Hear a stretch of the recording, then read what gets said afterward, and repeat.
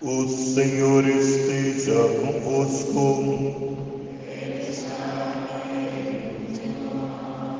Proclamação do Evangelho de Jesus Cristo, segundo São Mateus.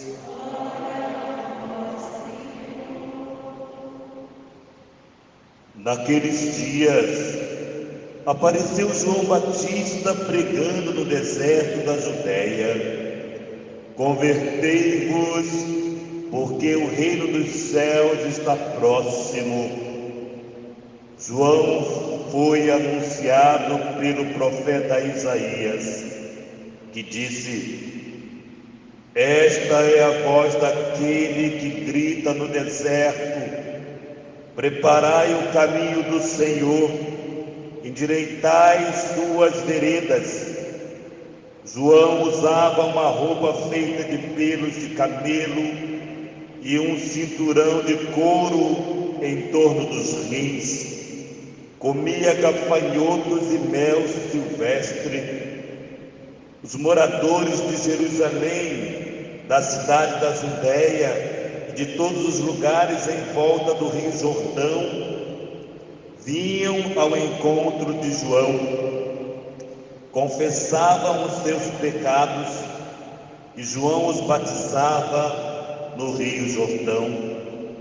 Quando viu muitos fariseus e saduceus vindo para o batismo, João lhes disse: raças de cobras venenosas, quem vos ensinou a fugir da ira que vai chegar?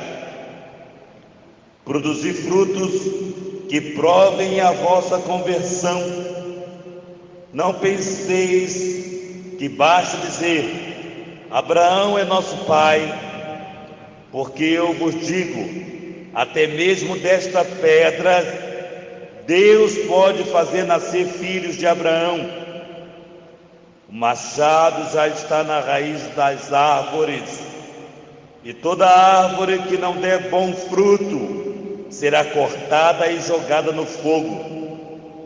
Eu vos batizo com água para a conversão, mas aquele que vem depois de mim é mais forte do que eu nem sou digno de carregar suas sandálias. Ele vos batizará com o Espírito Santo e com fogo. Ele está com a pá na mão. Ele vai limpar sua ira e recolher seu trigo no celeiro, mas a palha ele queimará no fogo que não se apaga. Palavra da salvação.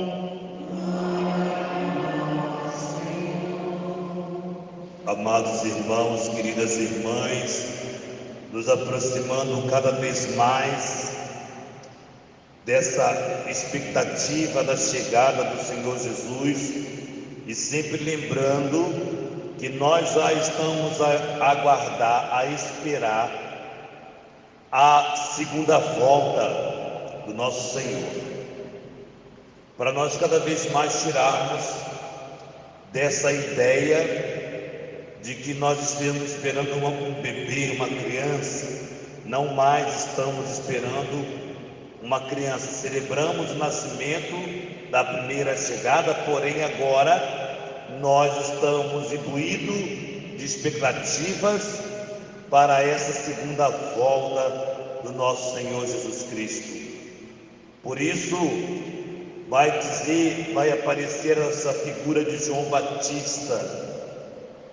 E é interessante percebermos, olharmos para João Batista, a sua característica. O primeiro encontro de João Batista com Jesus foi no ventre da sua mãe, porque Jesus estava no ventre da mãe dele, com poucos dias de gestação. Não se tinha nem 3 meses da gestação da Virgem Maria. E aqui, amados, eu me abro a um adentro a essas pessoas que são muito inteligentes, cientistas, que querem provar que não é vida, que é a partir de 3 meses, a partir de 4 meses, a partir de 5 meses, que é a vida. João Batista encontrou-se com João Batista, ambos nos ventres de suas mães, e o primeiro encontro de João Batista, João sentiu a alegria do Salvador, porque a sua mãe dizia: a criança estremecia no meu ventre quando ouvia a sua saudação, ou seja, a saudação da Virgem Maria. Então nós adentramos aqui o quanto a igreja quer promover a vida desde o início da gestação.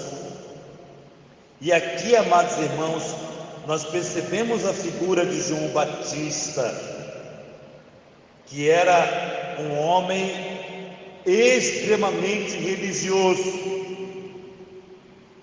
E aí é interessante que João Batista estava naquela região do Rio Jordão, morava por ali, e naquela região do Rio Jordão adentrava para o deserto, ia para o rio, e aquele Rio Jordão era um lugar onde fazia-se os essênios a purificação. Os essênios, eles eram religiosos, filhos de Abraão, mas que levavam a religião judaica com mais ênfase. Talvez não seja a palavra, digamos, com muito exagero. E aí eles viviam com austeridade, talvez seja essa a melhor palavra, a austeridade na vida religiosa. E João Batista se identificara muito com os essênios, que tinha atos de purificação. Então eles usavam a água constantemente como sinal de purificação. E aqui é que entra o batismo de João Batista. Como ele era também um religioso com força na palavra, né? Ele usava o quê? Como é que eram as vestes? Vestia-se com roupa de camelo, alimentava-se com gafanhoto e mel silvestre. Então ele tinha todo um diferencial. Não era um homem atraente, ou seja, não atraía a ninguém pelas suas vestes e pela sua dieta, a sua forma de se alimentar. E no entanto as pessoas vinham até ele, porque as suas palavras eram palavras que levavam as pessoas a quererem buscar, a quererem de fato perceber-se e que precisavam de quê? De uma mudança. E aqui nasce a palavra conversão, mudança. E aqui, amados irmãos, entra o grande mistério, que todos vinham para João Batista para serem batizados, ou seja, todos aceitavam essa proposta de João Batista. E aqui eles, ao serem batizados, a proposta é que ao sair daquele batismo, suas vidas fossem outras, suas vidas fossem totalmente diferenciadas da vida do cotidiano. E muitos vinham ao encontro de João Batista para serem batizados. E aqui, amados irmãos, vieram os fariseus e os saduceus, que também eram religiosos, com o diferencial dos essênios, de João Batista, que eram rigorosos na doutrina, nos mandamentos, no conhecimento da palavra.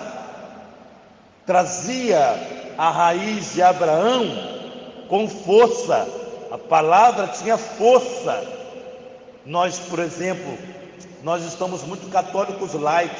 Agora há pouco tempo falávamos da vela do advento, né? Alguém dizia, não, mas está mudando, está mudando. Realmente, tem alguma coisa que nós precisamos, e eu reflito, que nós precisamos frear. Eu acho que muita modernidade vai tirando a essência, vai ficando diferente, as coisas, isso já não tem mais problema. Já não, agora é assim, e é um grande risco. Eu refletindo agora, é um grande risco. Essas mudanças nem sempre são para favorecerem a fé. Existe um risco aí, e que nós precisamos estarmos atentos para não permitirmos essas mudanças. Por exemplo, veja bem, muitos de nós aqui, talvez o João não, muitos de nós aqui éramos do tempo em que outro tempo de quaresma, por exemplo, se tampava os espelhos, não se varria a casa, e hoje as coisas mudaram. E nossa fé foi favorecida com essa mudança? Não foi. Nós vemos os nossos jovens utilizando um tempo litúrgico como se fosse qualquer tempo, e assim se vai. Então, muitas mudanças, às vezes, ela não nos ajuda a voltar para uma radicalidade. Quando eu falo radicalidade, eu digo para preservar o que é doutrinal, mas sem ofender a ninguém. Cuidado com os supercatólicos. Supercatólico só enquanto a doutrina, mas na caridade, na fraternidade, na misericórdia, não existe. Então, há de preocuparmos-nos com essas mudanças, sim, mas nós não podemos nos revestirmos de uma radicalidade religiosa, onde, repito, a caridade não mora, onde o espírito de bondade, de amizade, de fraternidade não mora. Então, há uma radicalidade perigosa de um lado e há um laxismo perigoso do outro lado. Mas aqui, amados irmãos, adentramos mais uma vez nessa palavra de Deus e vamos perceber qual é o sinal que nosso Deus está nos trazendo aqui na primeira leitura, no livro de Isaías. Nasce uma haste do tronco de Jessé, a partir dessa raiz surgirá um rebento, uma flor, sobre ela repousará o Espírito Santo. Ou seja, Maria, já está sinalizando de Maria. Maria é esse tronco de Jessé, de onde vai nascer o Salvador. E aqui vai mostrar tudo que o Salvador vem trazer: ordem justa para os homens pacíficos, vai julgar com coerência, vai ser ouvido pela justiça. E aqui fala o seguinte, interessante, o diferencial do Cristo, que vai dizer assim, o lobo e o cordeiro viverão juntos. O que o lobo faz com o cordeiro? Ataca para comer o cordeiro. E vai dizer, o leopardo deitar-se-á ao lado do cabrito. E vai dizer, o bezerro e o leão comerão juntos. Até mesmo uma criança poderá mexer numa cobra. A vaca e o urso pastarão lado a lado. O que quer dizer isto? Quer dizer a mudança. Quer dizer que aquele fato que para nós aqui tem uma incoerência, porque o leão, ao ver uma presa, vai atacar a presa. E aí o leão está de amizade, pastando, para mostrar que Jesus vem trazer a paz, para mostrar que esse leão feroz que tem dentro de mim e de você não pode te ver como uma presa, não pode te destruir. Aqui fala da pessoa humana, ela dá exemplo de animais ferozes e animais pacíficos, mas está mostrando a cada um de nós. Cobra, a criança mexerá com a cobra e não vai acontecer nada. Ou seja, o inocente mexerá com a pessoa mais difícil e não vai acontecer nada. Ou seja, onde Jesus vai trazendo um outro olhar para todos nós. Ora, conviver com pessoas difíceis não é fácil, mas a palavra de Deus, a partir de Jesus, mostra o quanto nós somos capazes de conviver com pessoas difíceis. Por quê? Porque Ele é o príncipe da paz. Essa primeira leitura mostra claramente que Jesus, e por Jesus, somos dominados. O mais feroz torna-se pacífico. Por isso vai dizer para nós o salmista: nos seus dias a justiça florirá. Ou seja, essa chegada do nosso Senhor, para que cada um de nós seja transformado, modificados. Tudo aquilo que era tão ruim tornar-se-á tão formidável, maravilhoso. Por isso a carta de São Paulo aos Romanos: tudo o que outrora foi escrito para nossa instrução. Olha o cuidado de São Paulo. Não desdenhamos da palavra de Deus, vamos trazê-la como caminho para a nossa vida. Como nós precisamos esfriar a nossa vida, acalmar o nosso coração, para deixarmos a palavra de Deus ser o centro da nossa vida. Aí diz assim: o Deus que dá constância e conforto vos dê a graça da harmonia e concórdia. É ou não é o que nós estamos precisando no tempo de hoje? De harmonia e de concórdia, de paz. Voltando a dizer, o fato de você pensar diferente de mim não significa que você é meu inimigo. Não, você só pensa diferente, porque eu penso diferente de você e você pensa diferente de mim. Harmonia e concórdia. Eu te respeito, apesar de não concordar com o seu pensamento. Olha como nós precisamos nos percebermos, senão nós vamos nos atacar. Cada vez mais nos ataquemos, porque você pensa diferente de mim, porque eu estou com a verdade e você não está com a verdade. Aqui mora o risco.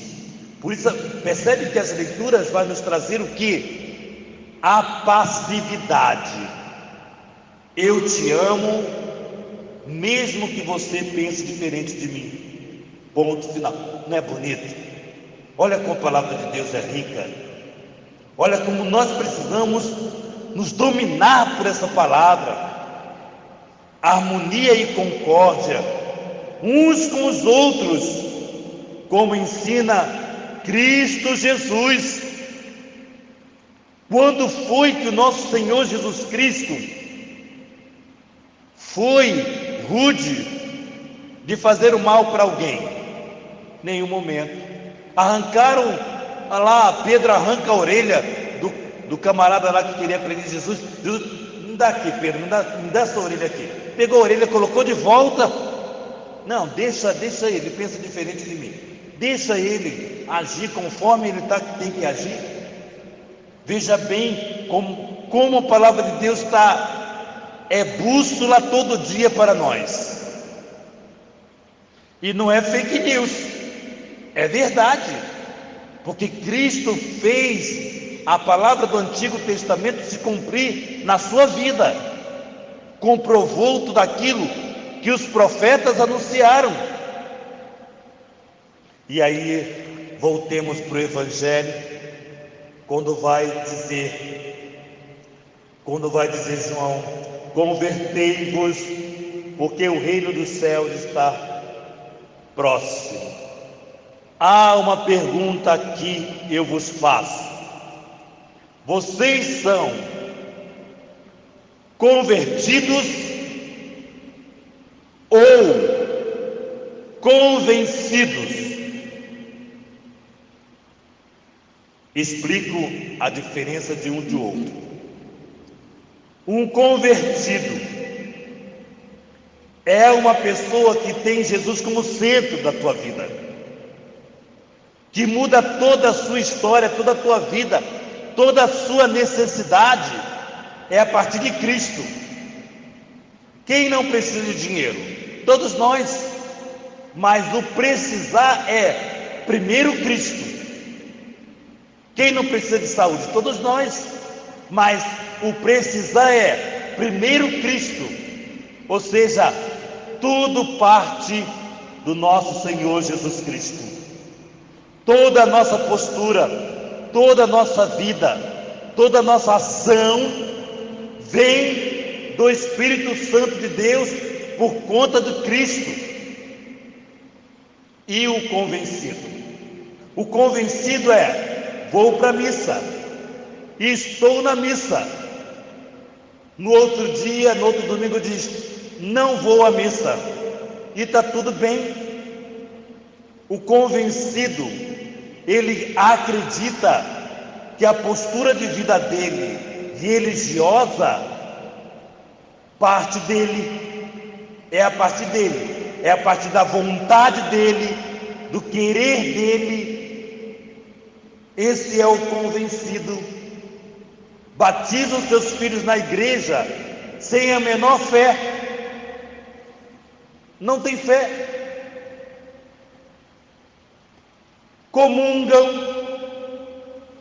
às vezes rezam, às vezes se confessam. Por quê? Porque a vida do convencido é a partir dele mesmo, das necessidades deles, não é a partir do nosso Senhor Jesus Cristo. Então nós perguntamos a nós: quem nós somos? Convertidos ou convencidos? A resposta que somente você pode se dar. Porém, somos chamados a uma mudança, e que hoje ruge há uma ausência de uma mudança radical, com radicalidade, porque se depender da nossa casa, dos nossos que moram conosco, nossa mudança radical não acontecerá, será sempre light. Não vai para missa hoje não, deixa para depois, vai deixar para depois. Aí chega depois, chega uma visita, você vai deixar a visita aí, e você vai para a missa? Ou seja, tudo é light, tudo é light. Tá bom, Deus me ama, Deus me perdoa, faltei à missa esse domingo porque tinha uma coisa muito importante, então o mandamento deixou de ser mais importante, alguma coisa ficou menos importante, a missa ficou menos importante. Esse é o convencido. E aí há o diferencial do batismo. O batismo de João, o João utilizou-se da água, porque era um ritual dos essênios, e ele se utilizou dessa água para mostrar que nós precisamos de purificação. Então era um batismo de purificação, e ele dizia o seguinte: depois de mim virá aquele que vos batizará com água, com a força do Espírito Santo e com fogo. Ou seja, já é um segundo elemento importantíssimo, o que diferencia do batismo de João. Agora nós estamos ligados totalmente a Deus. Por isso, amados irmãos, diz a palavra de Deus, a árvore já está, o machado já está pela raiz, vai ser pela raiz. Interessante, né? Nós cortamos uma árvore no meio, mas se deixar a raiz, o que vai acontecer? Vai aparecer os brotinhos. Não, olha, seremos arrancados pela raiz. Não brotará mais os convencidos. Os convencidos secarão como a palha e serão lançados agora no fogo que não se queima, que não se apaga jamais. Os convencidos.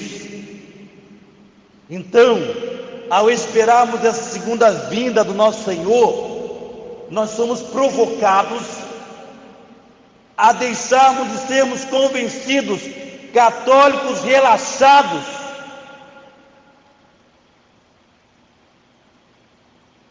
para sermos convertidos, radicais, com zelo. Traz a história da tua mãe, da tua avó, religiosa, que tinha todo o cuidado. Eu sinto saudade, sabe do quê? De um grande homem chamado Júlio Lousada. Os antigos como eu vão lembrar. Todo dia a oração da Ave Maria. Como esse homem tinha força na palavra. Mas acabou, não se reza mais. O cardeal reza, mas o mundo está mais light. Às 18 horas não é mais o momento da Virgem Maria. O mundo está light, e essa laticidade foi tirando de nós católicos o que jamais poderíamos abandonar. Então a nossa conversão torna-se cada vez mais light e cada vez mais mentirosa. Eu gosto dessa frase aqui, a frase que mais eu gosto: raça de cobras venenosas.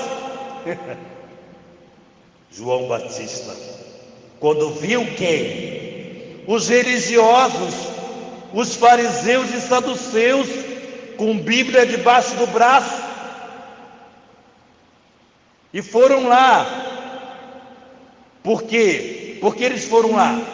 Porque a confissão que as pessoas que se convertiam faziam era uma conversão pública. Eles pegavam, subiam em uma pedra e lá falavam para todos as suas misérias. Já pensou? Se nós fôssemos tão radicais assim?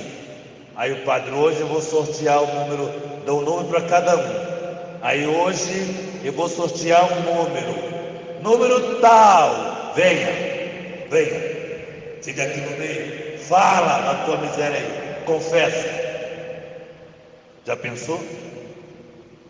E aí, é uma dentro. E aí os fariseus e saduceus foram lá, não para ser batizados, mas para ouvir a confissão. Fofoqueiros miseráveis foram lá para ouvir as confissões. Tá vendo? Isso eu não sabia de fulano, tá vendo? Mas um convertido é um homem novo. Aquilo que é miséria não existe mais. A confissão é importante, é você e Deus. Nós nos confessamos e o sacerdote ali não representa a figura de Cristo, é o Cristo, não representa. A representação não é da nossa religião, de outra, que tudo é uma figuração, símbolo. Nós não, nós vivemos a radicalidade de ver o que o mundo não vê. Por isso há um sigilo nesse sacramento, um sigilo bonito. Portanto, amados irmãos, que fique essa palavra para nós hoje, essas duas palavras: conversão e convencido. Convertido ou convencido. Aí nos perguntemos quem somos, porque só nosso Senhor Jesus Cristo sabe, e você. No entanto, a mudança é para hoje, não é para amanhã.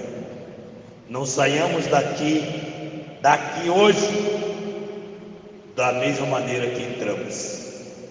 Saiamos melhor, saiamos homens e mulheres para Deus. Louvado seja o nosso Senhor Jesus Cristo.